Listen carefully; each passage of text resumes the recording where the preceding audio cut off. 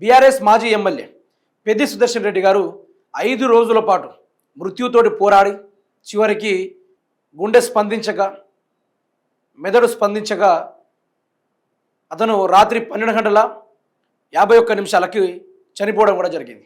ఈ యొక్క బాధ రాష్ట్రం మొత్తం కదిలించని చెప్పుకోవచ్చు. అలుపెరగని నాయకుడు, ఉద్యమ కెరటం, ఉద్యమ నాయకుడు, మలదేశ ఉద్యమం నుంచి తెలంగాణ రాష్ట్రంలో ఎన్నో కార్యక్రమాల్లో పాల్గొని ఎన్నో ఉద్యమాల్లో పాల్గొని కేసీఆర్ వెన్నుదండు ఉండి తెలంగాణ రాష్ట్రాన్ని చైతన్యవంతపరచడంలో ఆయన పాత్రను కూడా ఎంతో పోషించాడు. ఈరోజు చాలా వరకు తెలంగాణ ఉద్యమకారులందరూ తల్లడిల్లుతూ ఉన్నారు. ఆనాడు ఆంధ్ర పెత్తందారులు నలిగిపోతున్న ఈ తెలంగాణ బానిస సంఖ్యలతో ఏడుస్తూ ఉంటే ఆ బానిస సంఖ్యలు తెంచిన దాంట్లో ప్రధాన పాత్ర పోషించారు ఇదే పెద్ది సుదర్శన్ రెడ్డి గారు. అటువంటి పెద్ది సుదర్శన్ రెడ్డి గారు గత కొన్ని 6 రోజుల క్రితము అతనికి అస్వస్థకు గురయ్యి గుండెపోటు రావడంతో రోహిణి హాస్పిటల్కి తరలించారు. రోహిణి హాస్పిటల్ నుంచి అక్కడ 9 సార్లు సిపిఆర్ చేసిన తర్వాత తన గుండె రియాక్ట్ అవ్వడం, అక్కడి నుంచి గ్రీన్ ఛానల్ అంబులెన్స్లో తీసుకెళ్లడం, యశోద హాస్పిటల్లో అతన్ని అడ్మిట్ చేయించి ఫారెన్ డాక్టర్స్ని పిలిపించి కేసీఆర్ గారు దగ్గరుండి బీఆర్ఎస్ పార్టీ వాళ్ళు ఎప్పటికీ పెద్ది సుదర్శన్ రెడ్డి గారి యొక్క ఆరోగ్య బాగోగుల గురించి తెలుసుకుంటూ డాక్టర్ల అడ్వైసులు తీసుకుంటూ ఎంత ఖర్చైనా పర్వాలేదు పెద్ది సుదర్శన్ రెడ్డి గారిని బ్రతికించాలి అని చెప్పేసి కేసీఆర్ గారు, హరీష్ రావు గారు, కేటీఆర్ గారు, బీఆర్ఎస్ నాయకులందరూ అక్కడనే వాళ్ళ కుటుంబానికి ధైర్యం చెప్పుకుంటూ అదే హాస్పిటల్లో కొలువుదీరిన విషయాలు కూడా మనం చూస్తూ ఉన్నాం. కానీ పెద్ది సుదర్శన్ రెడ్డి గారికి నిన్న రాత్రి 12 గంటల 51 నిమిషాలకి ఎర్రబెల్లి దయాకర్ రావు గారు, సత్యవతి రాథోడ్ గారు, తక్కెలపల్లి రవీందర్ గారు, మిగతా తదితర బీఆర్ఎస్ నాయకులందరూ అక్కడే ఉన్న సందర్భంలో హార్ట్ అటాక్ వచ్చి హార్ట్ తీవ్ర స్థాయిలో స్పందించకపోవడం వల్ల 5 రోజుల పాటు తను మృత్యుతోడు పోరాడి